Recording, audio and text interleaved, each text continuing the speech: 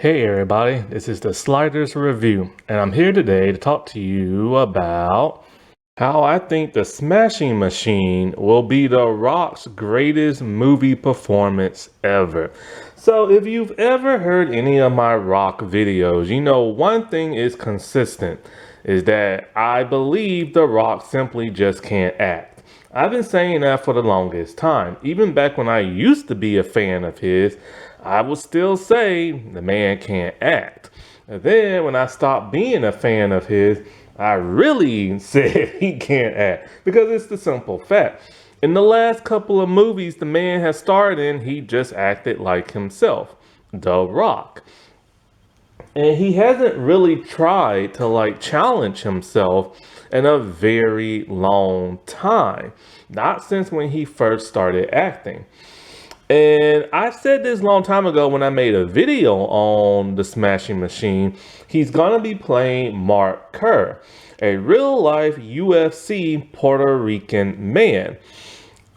And I said in that video, I said, I truly believe The Rock is going to sit his behind down and take this movie seriously and not act like himself. And when you watch this trailer, I was right. The Rock sat his behind down. He acted like a completely different person, and he's actually giving an acting performance. Now, of course, the entire movie has not come out yet and it's just a trailer. But just by this trailer and this trailer alone, his acting is actually pretty good. This movie will literally be his Ali when Will Smith played Ali in there, Muhammad Ali. And so, because this is a real life person and they're telling his real life story, the Rock is going to take this seriously, and it's about freaking time. And not only that, it's an A24 movie, and those movies are generally pretty good. And so as a person who can trash talk The Rock a lot, I can give this man an applause and everything and give him credit when credit is due.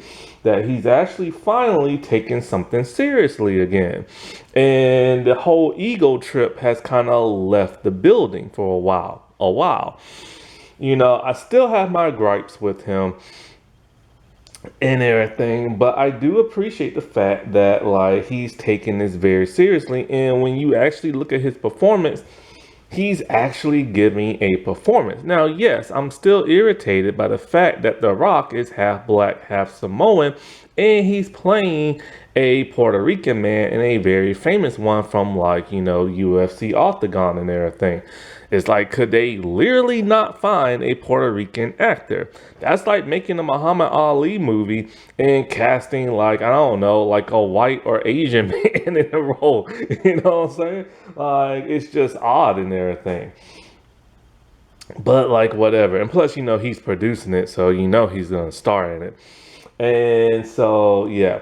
Now, other than race, the only other problem I have in this movie is I don't know if I'm feeling the connection between him and Emily Blunt. I'm not really feeling those two vibing very well, the chemistry and everything, but whatever. And there's a main problem I have with this movie other than race, and that's The Rock's face. You can clearly tell that this man is wearing prosthetics on his face to look like somebody else. And it's very, very, very distracting and everything. I get it. He's committed. He wants to look like this guy.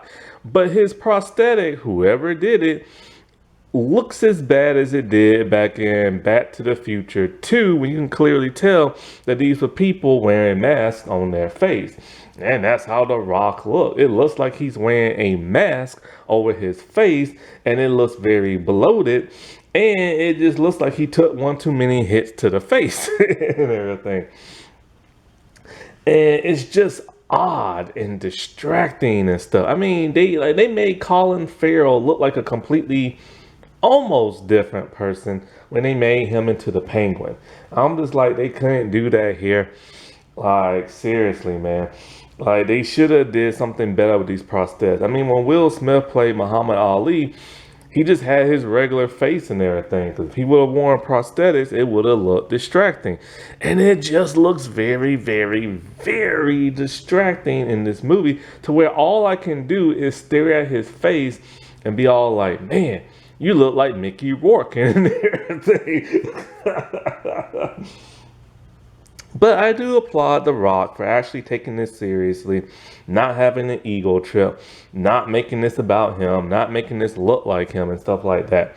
I just like, when I say look like him, I mean like, the way he acts in like the movies and stuff. I ain't talking about that face. But see, this is like a hard time for The Rock because right now people are very pissed at him because of wrestling and WrestleMania and the whole Cody Rhodes thing. I don't know what it is about Cody Rhodes, but The Rock keeps sticking his fingers and toes into Cody Rhodes' like WrestleMania matches and stuff. And so, because of that, and because of people spending so much money to watch and attend WrestleMania 41, only to get Travis Scott and not The Rock, those people are pissed. And people don't like this whole storyline between Cody Rhodes, The Rock, Travis Scott, and John Cena. Oh, John Cena can't act either. Like, I'm so tired of wrestlers acting. Why is Liv Morgan gonna attempt to act for it? Like, stay in wrestling, man. Well, whatever. But, like, yeah, it's just like so many people are irritated by him because his ego is once again getting the best of him. And so now, of course, when they watch this movie, they're gonna be like, oh, well, we forgive you again until the next time he pisses people off. And just remember, like, don't let this movie change your opinion of him because he is still that egotistical man and everything. But it sucks that I do feel the way I do about The Rock lately because he was a man I admired and respect. The man came a long way. He was a bad boy growing up, got arrested for hanging around the wrong people, or got in trouble with the law somehow. And then, he went into football. Then later on, he went into wrestling. Because his coach told him plain and simple, man, look, you got to get out of this town. This town is going to eat you up. Yeah, you're a football player, this and that, but this town ain't gonna make you no like famous person, and you gotta get out. So he got out. He went into wrestling. Almost got fired from wrestling because nobody was buying his Rocky Maivia thing, and so like he legit went to his car, sat there and came up with the Rock persona. And as we all know, the Rock persona was a huge thing. And I admire that. I also admire that the man had to take a lot of crap from like DX, Triple H, Shawn Michaels, the Road Dogg and everything. They treated that man like crap. And I mean crap. I heard a story that they crapped in his sandwich one time. I don't know if that's true or not. But like they treated that man like he was inferior to them. And I don't know what's the deal with those guys. I know when it comes to them, they do seem like sometimes they do seem to have a problem with race and everything. And so that could be it. And so he The Rock had like a lot of struggles in the WWE, but he overcame all that and became one of the greatest champions of all time. It just sucks that in the last couple of years, he's been pissing people off every time he does an interview with somebody. But yeah. Alrighty. Well, I'll talk to y'all later. Bye.